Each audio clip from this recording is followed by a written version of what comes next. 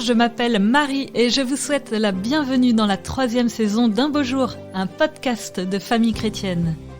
Un beau jour, c'est l'histoire d'hommes et de femmes croyants qui, comme vous et moi, menaient une vie tranquille, tracée d'avance.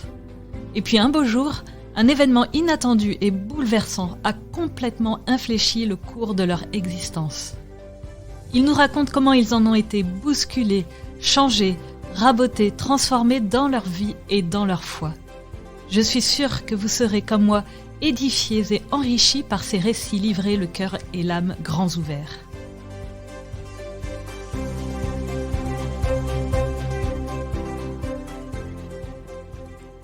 Aujourd'hui, je rencontre Julie Le Rouge. Elle était une adolescente à la fois timide et révoltée contre Dieu, et ce dernier en a fait un apôtre de feu pour proclamer sa gloire et rassembler dans l'unité tous les chrétiens. J'ai voulu en savoir plus sur ce qui a fait basculer la vie de celle qui, à 23 ans seulement, a déjà fondé un festival œcuménique baptisé Amène-toi et publié un livre Marque ta génération. Bonjour Julie. Bonjour. Alors merci de m'avoir fait une petite place dans votre emploi du temps ultra chargé. On aura l'occasion d'en reparler, mais je crois que le témoignage de ce que le Seigneur a fait pour vous vous tient à cœur et c'est pour cela que vous êtes là. Oui. Alors pour commencer, pourriez-vous me présenter l'objet symbolique de votre histoire, s'il vous plaît ? Alors moi, je suis pas très attachée aux objets et je crois que l'objet auquel j'étais le plus attachée, c'était ma petite Bible, qui était aussi devenue un peu un cahier de coloriage d'une certaine manière, où tous les versets étaient surlignés. Et lors d'une mission en septembre, j'ai perdu ma Bible. Oh, donc voilà, donc là ça a été... Le crève-cœur. Exactement.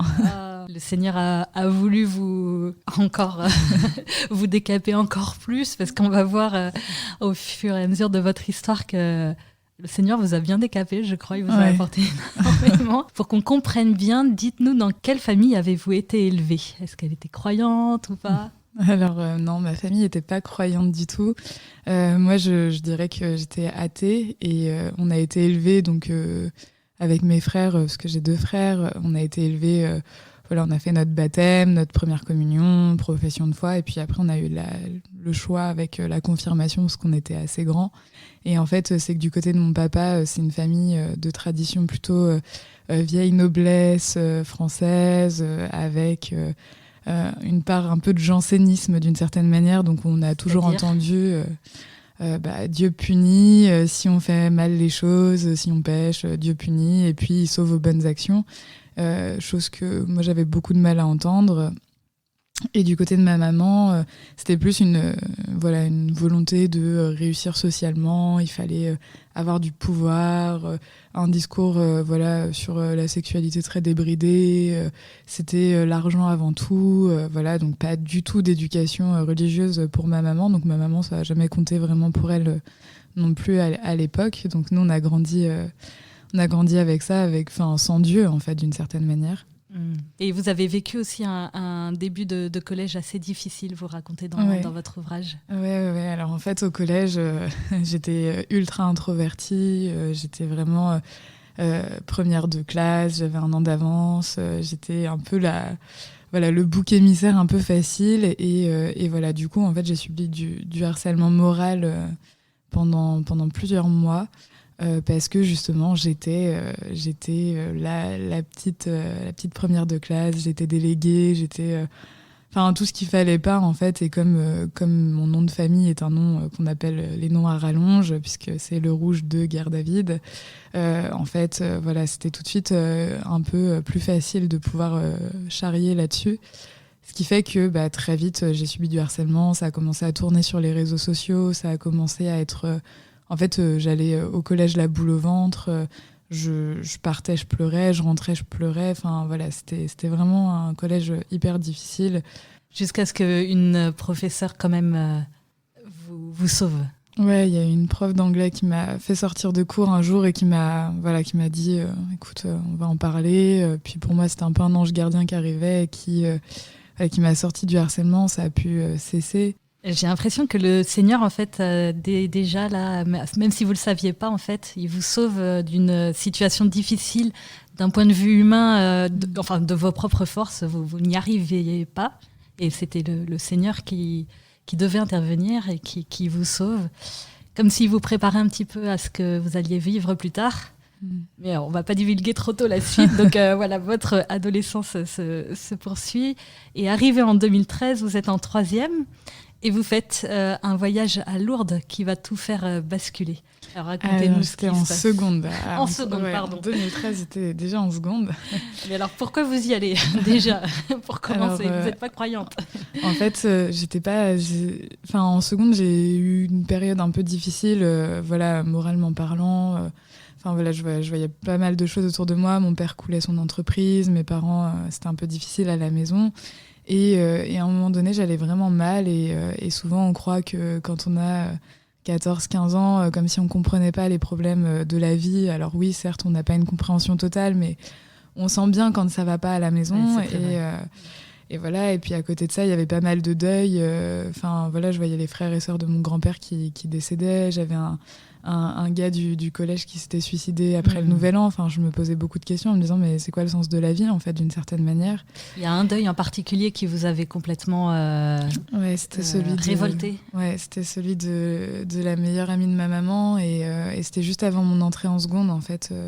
C'est la seule qui me parlait de Jésus en fait. Elle disait oui, Jésus c'est mon ami, c'est celui qui partage mes joies, mes peines, mes souffrances, et elle rendait cette personne réelle en fait. Et moi j'avais l'impression que c'était quelqu'un comme si elle l'invitait à manger chez elle le midi et que c'était son pote de tous les jours.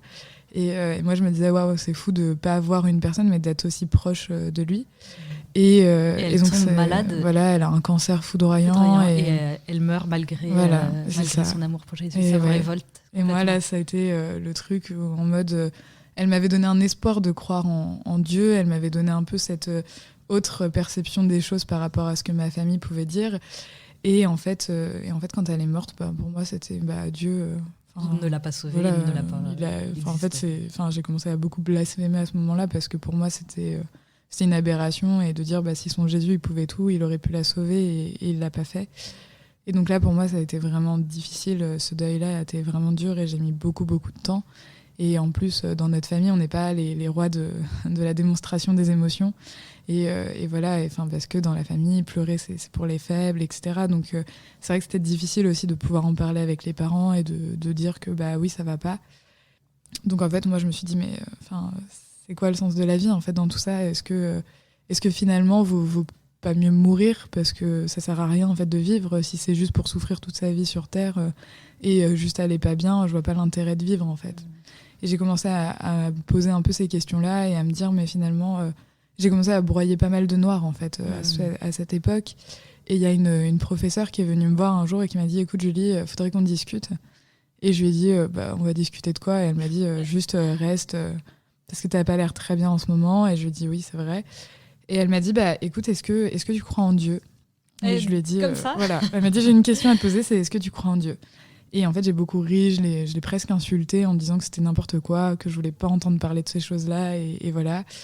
Et je suis sortie de la salle et je croise un surveillant qui me dit Julie, voilà, j'ai une question, c'est est-ce que tu crois en Dieu ? J'étais genre, mais ça va, vous êtes ligués contre moi, vous avez fait un truc, et vous êtes concertés, vous êtes en train d'essayer de me convertir, ça s'appelle du prosélytisme.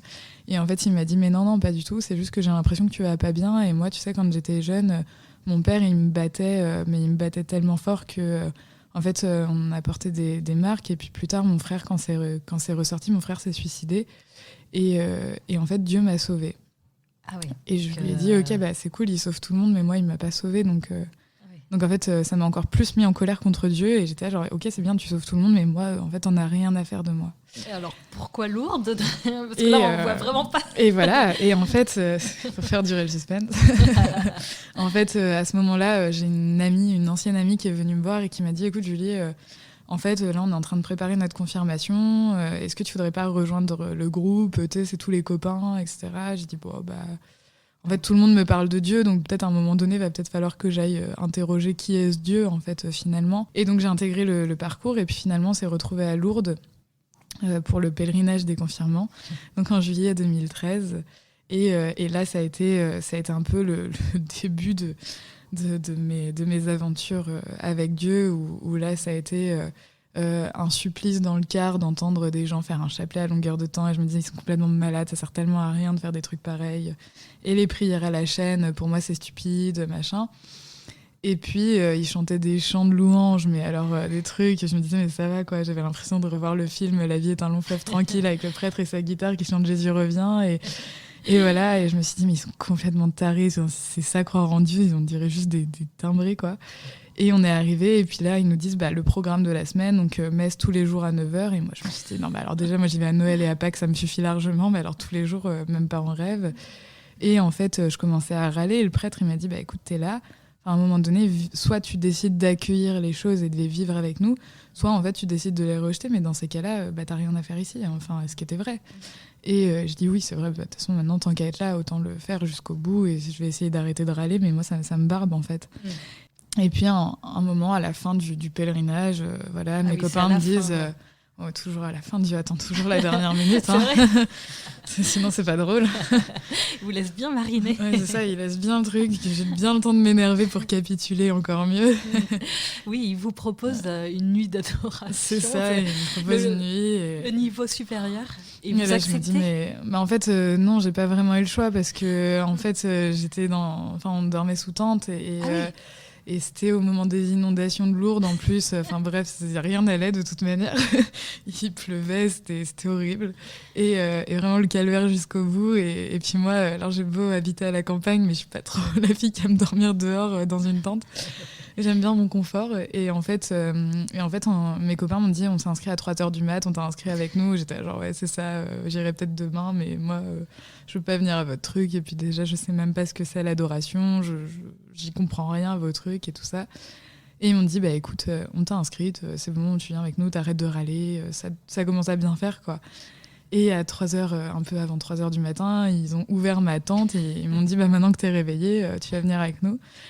Et donc là, je suis arrivée, j'ai enfilé un pauvre jogging, je suis partie à la grotte, en fait. On est descendu, on est allé jusqu'à la grotte. Et j'ai mes copains, ils m'ont dit, Julie, là, en fait, pendant 1 heure, ça va être en silence, donc maintenant, tu te tais, quoi. Et c'était genre, oh là là, ça fait tellement long, 1 heure en silence. Non, mais les gars, enfin, voilà. Et puis, en plus, je comprends pas, parce qu'il y a des caméras à côté de la grotte. Enfin, tu sais, le truc, il va pas partir en courant. Enfin, genre, à la limite, les gens, ils seront peut-être intéressés pour voler un truc en or, mais bon, faut pas déconner, on n'a pas besoin de le surveiller.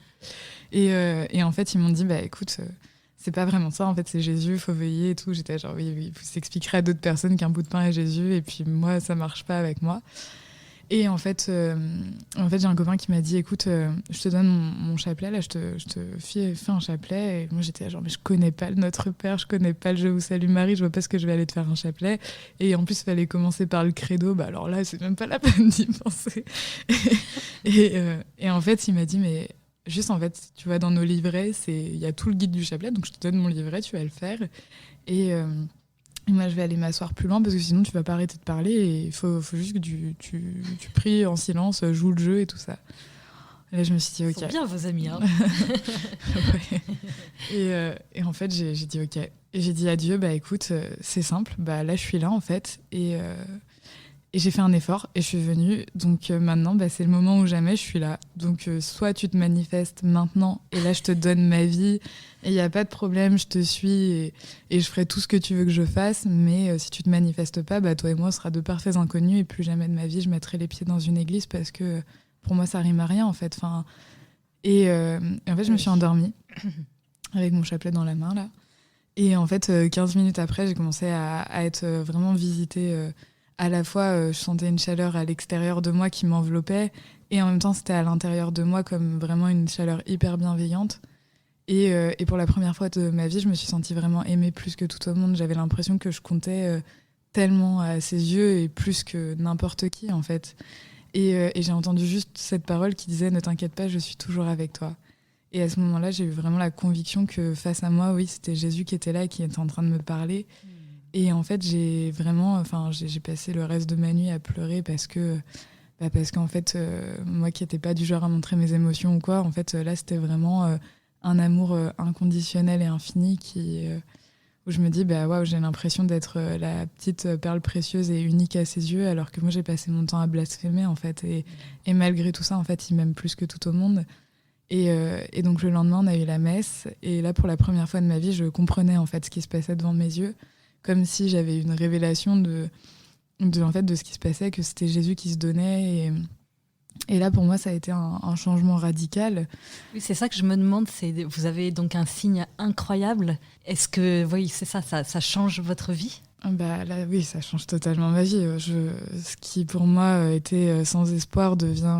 Enfin voilà, je me dis, bah en fait, toute ma vie, je cherchais un sens à la vie finalement, et avec Dieu, en fait, je me dis, mais en fait, ouais, j'ai été créée, j'ai été choisie, et en fait, il m'aime, et il m'a pas abandonnée, et moi aussi, il m'a sauvée, moi aussi, il peut me sauver, moi aussi, il peut faire les choses pour moi, parce qu'en fait, il est là et il me tient la main, et en fait, il m'a dit, ne t'inquiète pas, je suis toujours avec toi, en fait, et c'est vraiment, quoi que je fasse, bah, au moins, je sais qu'il est avec moi, je sais qu'il veille sur moi, je sais qu'il marche avec moi, donc là, ça a été pour moi un changement radical. Oui, là, je suis passée de la fille athée à la fille catho, catho plus, quoi. C'est ça, vous avez la certitude que Dieu existe, là, c'est sûr. Il vous l'a dit, il ne vous a jamais abandonné, il n'a pas abandonné cette femme, cette tante de cœur qui est décédée, ouais. Mais il était là avec elle. Mais par contre, une transformation de vie, ça se fait pas quand même en un claquement de doigts. Je pense que ça se fait par étapes, c'est pas encore tout de suite que vous changez radicalement de vie. Ouais, non, là j'ai eu un petite étape par étape, parce que c'était tout nouveau pour moi aussi. J'avais une grande soif et un grand désir d'aller à la messe, par exemple, sauf que quand on habite en campagne et que la plus proche église elle est à 10 km, bah, il faut demander aux parents de nous emmener, en leur expliquant pourquoi, mais en même temps on peut pas vraiment leur expliquer parce qu'ils sont tellement pas ouverts à ce genre de sujet que c'est même pas la peine. Papa, il suffisait de lui dire le mot Dieu, et on avait l'impression de lui coller une claque et qu'il réagissait à chaud. Enfin, c'était hyper difficile en fait de cheminer. Donc je pouvais jusqu'à la confirmation dire il faut que je prépare, donc il faut que j'y aille parce qu'il faut que je comprenne les choses et tout ça. Et puis quand la confirmation est passée, mes parents disaient mais ça y est, maintenant que c'est passé, ça va, on va pas te ramener tous les dimanches à la messe non plus, quoi. Donc là je me suis dit mince, comment je vais faire bon. Et puis, mon surveillant en question qui m'avait vachement impactée s'est engagé dans les foyers de charité. Donc, il est parti comme membre des foyers de charité à Tressin. Et donc, je me suis dit, bah, tiens, si on organisait un petit week-end pour aller lui rendre visite. Et puis, on y est allé. C'était le week-end de la miséricorde divine en 2014. Donc, c'était un 26 avril 2014 où là... en fait, il y a eu un nouveau temps d'adoration. Donc là, je me suis dit, ah, ça, c'est mon moment. C'est pour moi, c'est pour moi, il faut que j'y aille. Maintenant, je sais ce que c'est. Et en fait, je me suis dit, bon, bah, maintenant, ça va faire presque un an que j'ai vécu ça. Mais concrètement, il s'est rien passé de plus dans ma vie. Enfin, je veux dire, j'ai pas eu d'autres manifestations. J'ai pas eu de... Je me suis dit, mince, il m'a pas abandonné, certes. Mais bon, il est quand même pas très présent non plus, quoi. Genre, j'aimerais bien qu'il me parle un peu quand même. Enfin, voilà. Et comme on m'enseignait pas l'importance de la lecture de la Bible, bah, c'était pas quelque chose d'inné chez moi, quoi. Enfin, c'était pas, j'avais pas compris à quel point c'était la parole de Dieu. Enfin, en fait, il y a plein de choses où on n'est pas assez enseigné, à mon sens en tout cas. Enfin voilà. Et vous attendiez à ce qu'il vous parle. Et moi, je me suis dit, bah là, c'est mon moment, quoi. Enfin, il faut que j'aille à l'adoration. Et là, ça a été une deuxième étape qui a été très importante pour moi parce que là, ça a été le début d'un basculement total où je suis allée à l'adoration et j'ai dit à Dieu, bah écoute. C'est le moment ou jamais de m'envoyer un signe parce que moi je suis encore là, tu vois, je suis tenace, je viens, j'ai organisé ce petit truc pour revenir ici. Enfin voilà, il faudrait juste que tu m'envoies un petit signe pour être sûr que je suis pas devenue complètement timbrée à Lourdes, quoi. Et en fait, le Saint-Sacrement s'est mis à briller. Et en fait, du Saint-Sacrement est sorti Jésus homme devant moi. Ah oui. Et en fait, il s'est approché de moi, il m'a pris les mains, il m'a dit « Ne t'inquiète pas, je suis et je serai toujours avec toi ».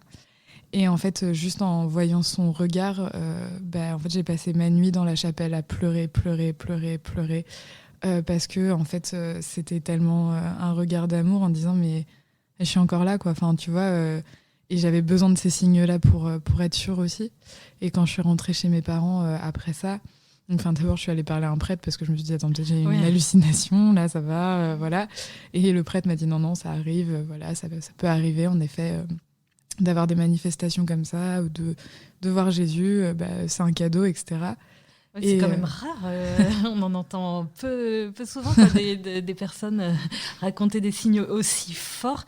Comment vous comprenez, vous, que ça vous arrive? Qu'est-ce que ça fait naître comme sentiment chez vous? Ah bah là, ça a été Là, je me suis dit, bah ça y est, maintenant je suis prête à tout et je reculerai devant rien et tout. Enfin, je veux juste donner ma vie à Jésus et c'est tout.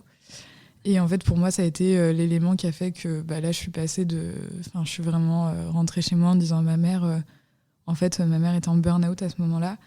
Et je lui dis, bah écoute, il faut que tu ailles à Tressin parce qu'en fait, tu vois, là-bas, c'est en silence, personne va te parler, tu vas voir, c'est juste bien, tu vas te reposer et tu vis avec la communauté, tout ça. Enfin, voilà. Et ma mère, elle s'est dit, ok, j'y vais parce qu'on va me foutre la paix. Et en fait, elle n'avait pas compris qu'il y avait des enseignements, que c'était catho à ce point-là, quoi. Retraite fondamentale. Et en fait, elle s'inscrit en retraite fondamentale, mais okay. sans comprendre vraiment ce qu'elle faisait, quoi. Et en fait, quand elle est rentrée à la maison, elle m'a dit, bah écoute, Julie, en fait, j'ai rencontré Jésus. Non. Et donc, ma mère s'est convertie. Votre mère Ah oui. Qui n'avait pas d'éducation religieuse du tout. Voilà, c'est un monde opposé à la religion, pour le coup, vraiment. Et maman, en fait, s'est convertie. Et là, donc, on a pu commencer à cheminer ensemble, en fait. Donc là, ça a été le début de nos aventures.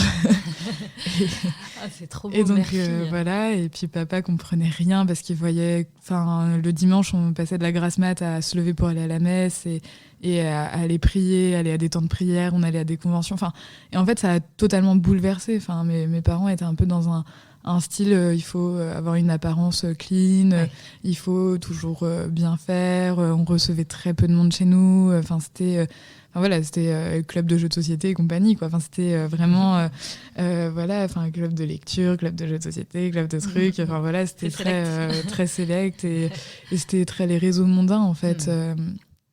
Et en fait, à un moment donné, maman, Dieu est passé en priorité.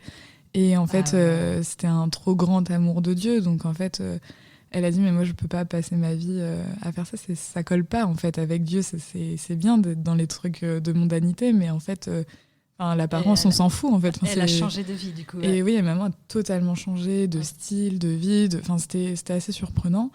Et donc, elle a fait sa confirmation. Donc, du coup, j'ai été sa marraine de confirmation. Donc, c'est moi qui l'ai présentée à l'évêque. Incroyable. Voilà, donc c'était assez dingue, en fait. Donc une conversion de famille. Et souvent, quand le Seigneur... je pense que quand le Seigneur appelle quelqu'un, enfin convertit quelqu'un, c'est aussi pour lui indiquer une mission, c'est pour quelque chose, il l'envoie. Et vous, ça se manifeste encore une fois par une vision. Vous avez à ce moment-là 18 ou 19 ans 18 ans, vous êtes vraiment toute jeune. J'étais un bébé. Et vous étiez revenu des JMJ de Cracovie, qui avait été un moment très fort. Ouais, en fait, je suis partie au JMJ avec les franciscains et là-bas, je me suis dit, mais en fait, 3 millions de jeunes qui passent une nuit entière à prier, le pape vient, enfin, je me suis dit comment on peut rentrer indifférent de ça, et le pape avait invité à se lever de nos canapés. Et là, je me suis dit, mais c'est vrai, en fait, est-ce que, après une rencontre comme ça, est-ce que je décide d'avoir une vie normale et bien rangée dans des cases et je m'implique pas plus que ça parce qu'on sait jamais. Et en même temps, est-ce que j'ai vraiment envie de tout donner, comme Dieu m'a tout donné, est-ce que moi aussi j'ai envie de passer ma vie sur Terre à pouvoir faire le maximum pour le faire connaître, en fait. Et en fait, je suis rentrée et puis maman a été diagnostiquée avec un cancer.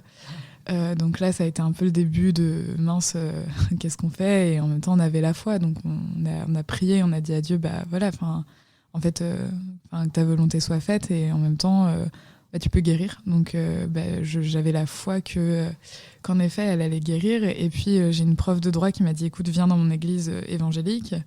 Et en fait, on a un temps de guérison, donc si tu veux, peut-être que ta maman, le Seigneur va la guérir ce jour-là. J'ai dit, en fait, ça me coûte rien, hein, donc on y va. Et pendant le temps de louange, là, je me dis, waouh, ça, c'est de la louange évangélique. Et là, je me suis dit, mais pourquoi on n'a pas ça dans nos églises? En fait, c'est juste dingue. Moi, je veux vivre de la louange comme ça tout le temps, en fait. Ça transcende, en fait. Et à ce moment-là, j'ai une copine à côté de moi, qui se convertit direct pendant la louange. Ah oui. Je la vois se mettre à pleurer, elle donne sa vie à Jésus. Moi, j'étais en train de pleurer. Et en même temps, j'ai dit à Dieu, mais je te demande tellement pardon pour mon orgueil de catho d'avoir cru que t'étais que chez nous, parce qu'en fait, t'es aussi bien présent ici. Et à partir d'aujourd'hui, je ferai ce que tu veux quand tu veux. Et dans l'unité des chrétiens, je passerai ma vie à œuvrer pour et dans l'unité des chrétiens. Et tu me demandes ce que tu veux quand tu veux. Et moi, je m'exécute, quoi. Et en fait, j'ai reçu une vision à ce moment-là d'un immense champ, d'une tablée de Jésus au centre. Et il y avait des tout petits enfants, il y avait des adolescents, il y avait des papis et des mamies, il y avait des parents. Et tout le monde se rassemblait autour de Jésus, en fait, pour l'écouter parler. Et à côté, il y avait une petite scène avec de la musique, style louange, quoi. Donc je me suis dit, ok, on va faire un petit festival dans l'unité des chrétiens, en pleine campagne.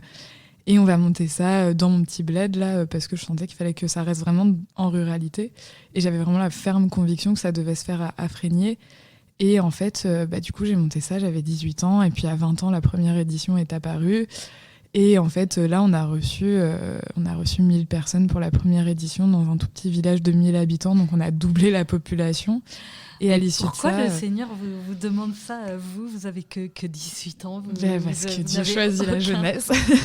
Et en plus, vous dites dans votre livre que vous êtes très timide. Ouais. Ça paraît complètement fou. Ah bah oui, mais vraiment. Mais c'était dingue parce que vraiment, c'est vraiment les versets, c'est quand je suis faible que je suis fort. Mais parce que en fait, quand je suis faible, Dieu se glorifie.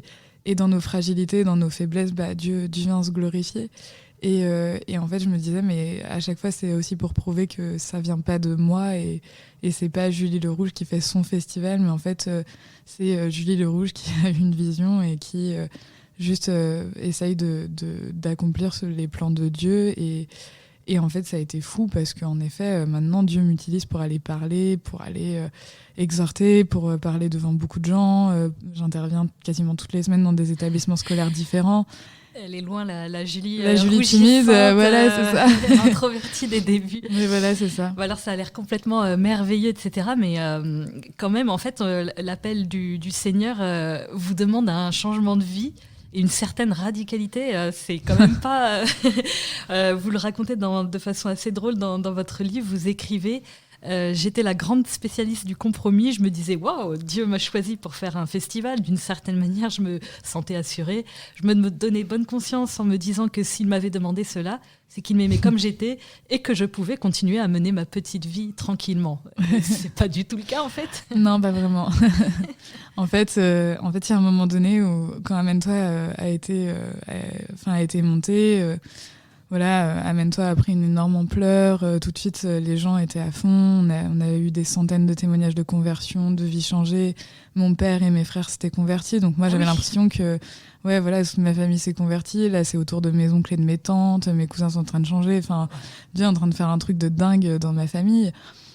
Et en fait, je me disais, mais ok, c'est cool. Donc Dieu, ça veut dire qu'il compose avec ça. Et en fait, c'est trop bien. Il m'aime comme ça. Donc moi, je peux mener ma vie étudiante très tranquillement. Et voilà. Et en fait, j'ai plein de blessures d'enfance qui remontaient en même temps. Et en fait, souvent, j'avais une tendance à un peu être la reine de la fête et des soirées étudiantes. Donc, en fait, tous les barmen, je pense, de ma ville étudiante à l'époque doivent bien me connaître. Et en fait, j'étais la grande spécialiste de dire, allez, là, ce soir, on sort. Et pourtant, j'avais une double licence. On avait 40 heures de cours par semaine. Et en fait, mais juste, il y avait besoin de sortir et on avait besoin de se défouler aussi. Besoin de décompresser. Et voilà, et un jour, je sors d'un bar et j'avais un verre à la main, on était tous bien éméchés. Et puis en fait, le Seigneur, il me dit, mais Julie, dans ton état actuel, quelle est ta crédibilité de prétendre me servir ? Et là, je me suis dit, aïe, ah oui, ça fait mal par contre. Hein. Et ça pique. Et en fait, je suis rentrée, j'ai posé mon verre, je suis partie chez moi et j'ai dit à mes copains, désolé, faut que je rentre chez moi. Ils m'ont dit, mais qu'est-ce que tu fais ? On était censé faire toute la nuit. J'étais genre, non, pas ce soir. Et en fait, je suis rentrée et pendant tout le chemin, j'étais là en train de comprendre à quel point on devait aussi marcher dans la sainteté. Et en fait, le Seigneur est en train de me faire comprendre que si, par exemple... là, il y a quelqu'un qui est venu au festival Amène-toi, qui a vu sa vie changer et qui te voit dans cet état-là. Toi, t'as quelle crédibilité, en fait ?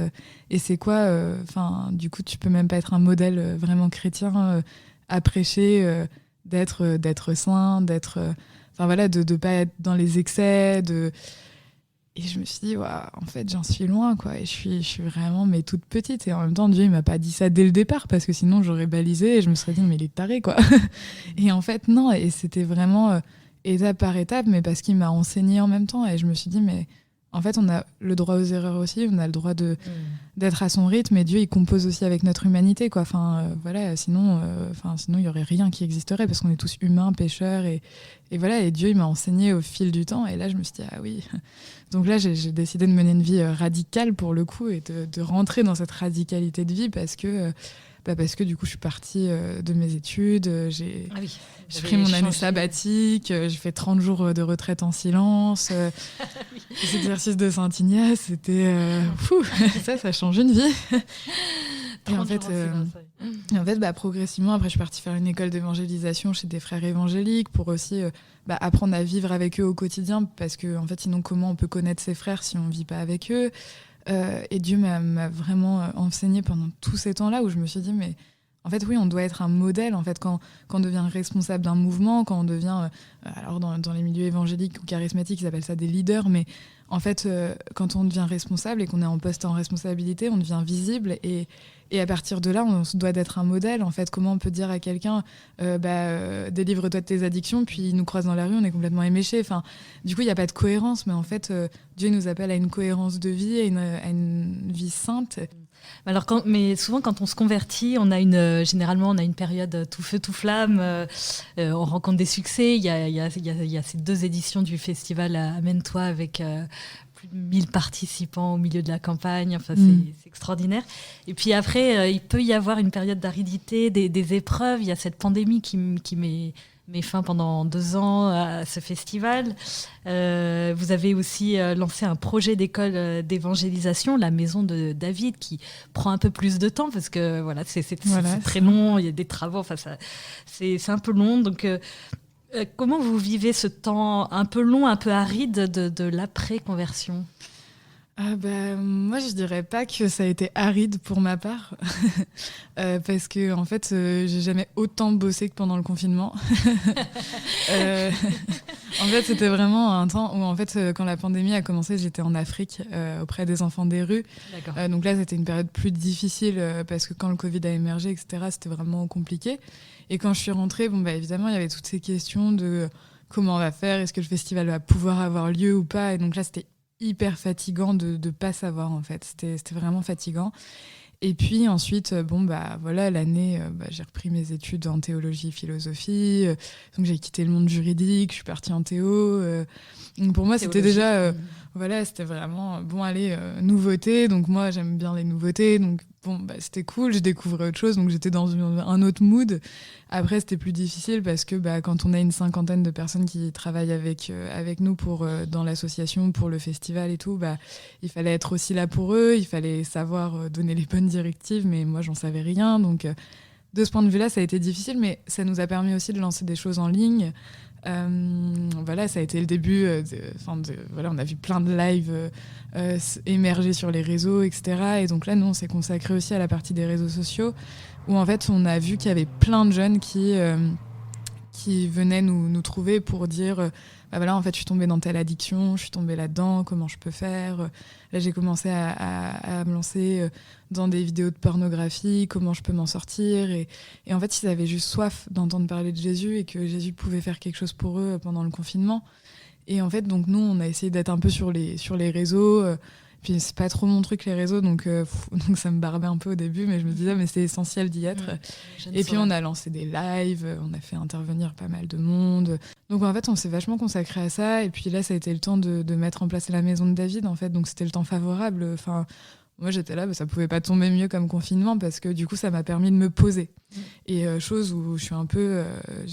on me connaît, j'ai un peu 40 000 projets sur le feu et en même temps, j'essaye de discerner lesquels il faut garder ou pas parce que voilà, sinon on s'épuise et ça devient de l'activisme et ça, c'est pas mon objectif.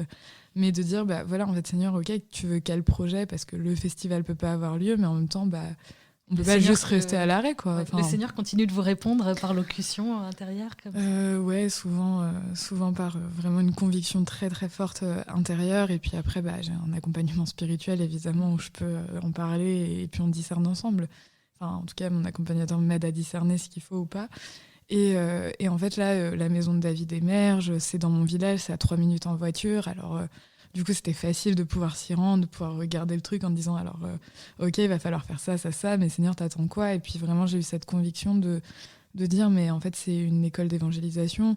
Enfin, plus précisément, j'aime pas le terme école d'évangélisation, mais de dire c'est un lieu de formation et de formation pour équiper les jeunes aussi dans une vie de comment on met sa vie en cohérence et en même temps dans le monde, une fois qu'on est dans le monde, on fait comment en fait pour continuer de vivre sa vie un peu tout feu tout flamme sans être un illuminé et sans être je sais pas, mais pour pouvoir continuer voilà la mission en étant aussi bien dans le monde et bien incarné et en fait il y a plein de sessions de danse, souvent on voit les danses d'Israël, mais il y a aussi des ministères de danse voilà qui enseignent en fait justement à rallier corps âme esprit au travers de la danse. Vous c'est vraiment l'unité qui vous parle, l'unité des chrétiens, oui, l'unité de la personne, une cohérence de vie.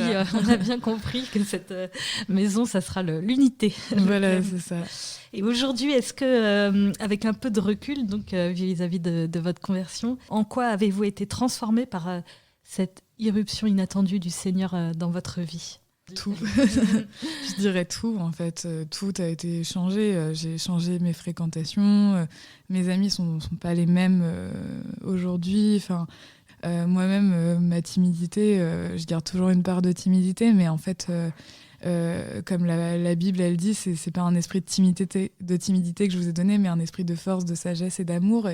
Et ben, en fait, c'est ça aussi. C'est, voilà, je conduis mon association, ça tourne bien, j'ai mon livre qui est sorti. Donc en fait, ma vie, elle a été changée dans un sens où aujourd'hui, je passe ma vie à parler de Dieu et voilà, et à essayer de marcher un peu dans les plans aussi qu'il a formés pour moi-même, quoi. Donc oui, je pense que ça a tout changé. Vous disiez il y a 7 ans que votre rêve, c'était de faire carrière, d'avoir un beau job, etc. Aujourd'hui, quel est votre rêve ?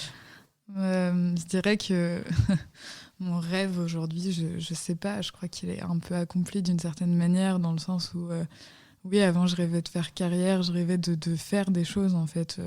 Une belle carrière en droit, j'aurais aimé faire, avoir une dimension internationale, j'aurais aimé me rendre utile, en fait. Je crois que c'était ça, je pense que c'était aimer me rendre utile. Et en fait, je dirais qu'aujourd'hui, mon rêve, c'est de... Enfin, je crois qu'il est accompli dans le sens où il y a la dimension internationale qui s'ouvre, puisque, même pour aller prêcher, je commence à recevoir des invitations d'autres pays pour aller prêcher dans leur pays.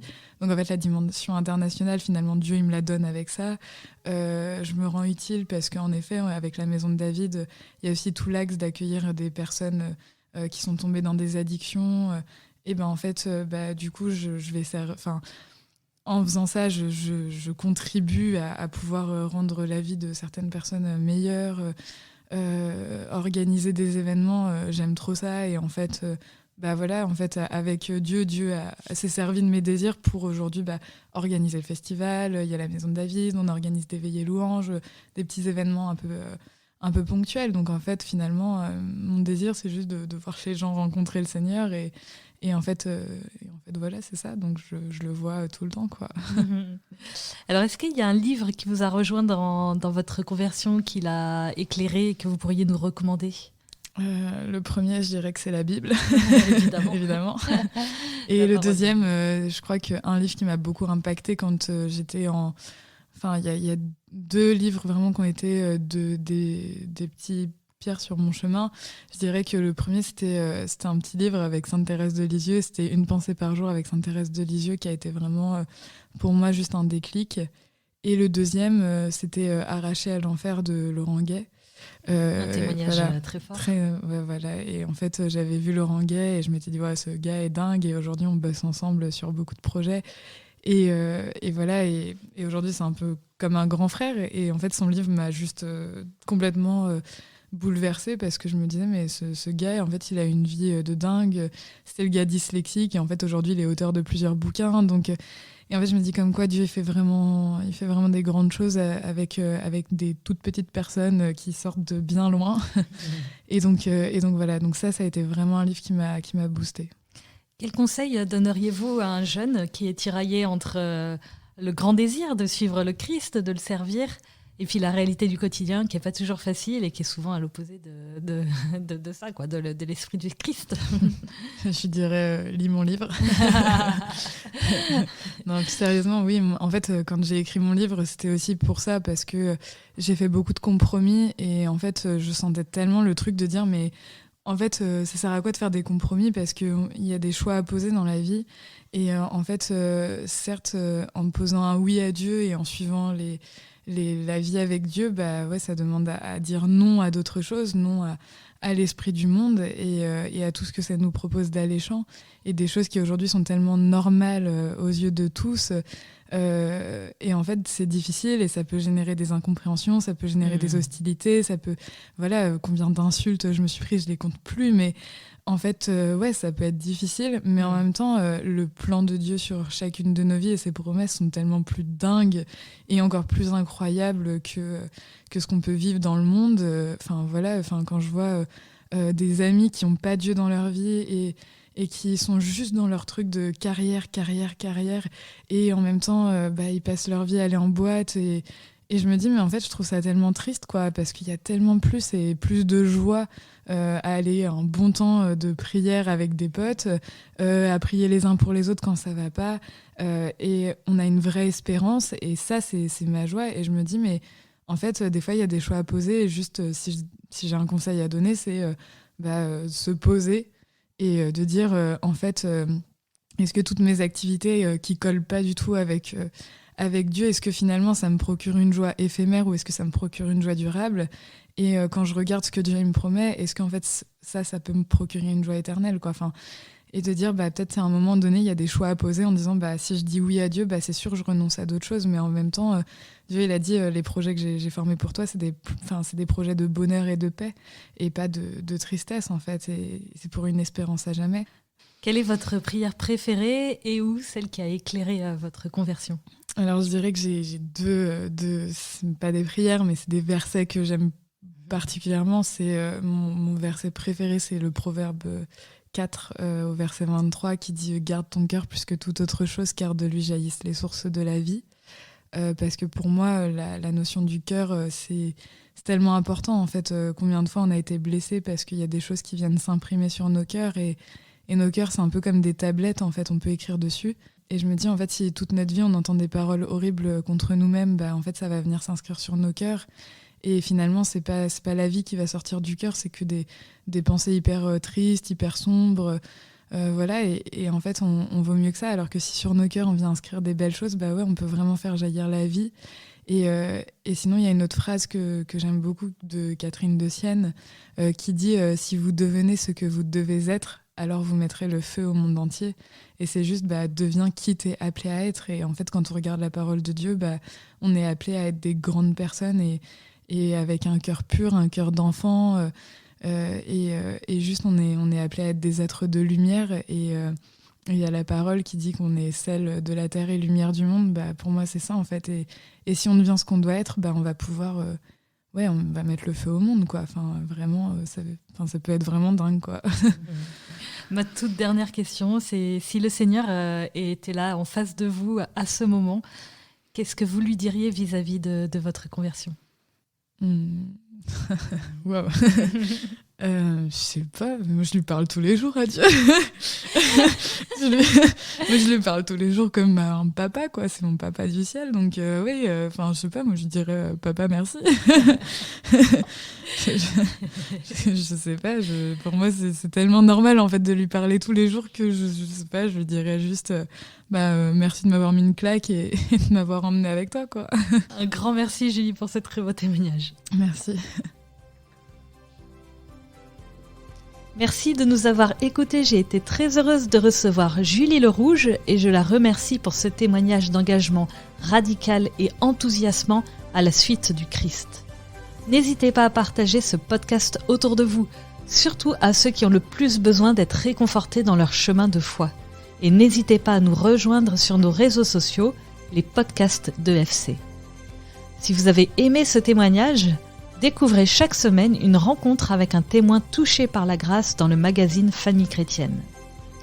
Enfin, ceux qui nous écoutent via iTunes ou Apple Podcast, Si vous pouviez mettre une note de 5 étoiles, cela permettrait au podcast de remonter dans les recommandations et de le faire connaître à plus de monde. Un grand merci et à dans 15 jours pour un nouvel épisode.